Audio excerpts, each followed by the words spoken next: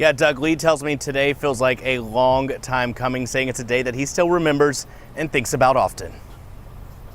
A wide turn onto Dixie Highway. It's what got Tayon Lee, at the time age 18, pulled over by LMPD officer Kevin Crawford. This was 2018, and now he's 22 years old. Next thing you know, I was outside the car with handcuffs on. It was a life-changing event. Are there any weapons in your car? No drugs? Did you have your ID? This is the moment another responding officer, Gabriel Hellard, says he noticed a bat in the car which alerted him. Lee says this was a souvenir bat from the Louisville Slugger Museum. I wasn't even thinking about it or anything like that. Just a souvenir that she got. Don't hop out? Get out of the car. They telling me to get out. There's the dog indicated on your vehicle. I don't know what's in your car. As you could tell in the video, I was in shock because I knew nothing was in there at all. And I knew I did nothing wrong. Officers then claim Lee was acting nervous, something he says shouldn't have been concerning for them. I couldn't believe that he honestly said that. I mean, I was nervous.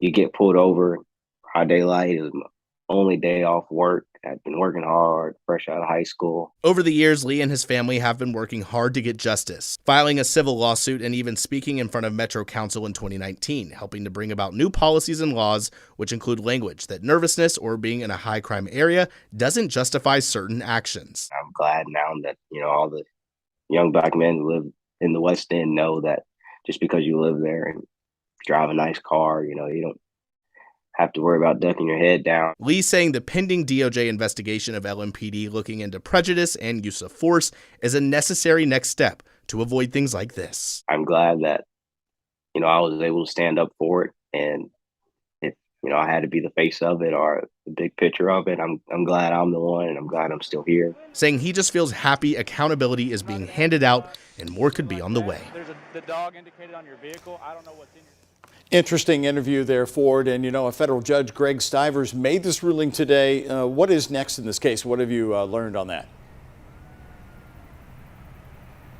Yeah, Doug, well, Lee tells me when it comes to damages, that's actually up for a jury to decide. But he says he's mainly just happy that after all of these years, a judge sided with what was right. Live in Louisville, Ford Sanders for the WHAS 1119 on your side.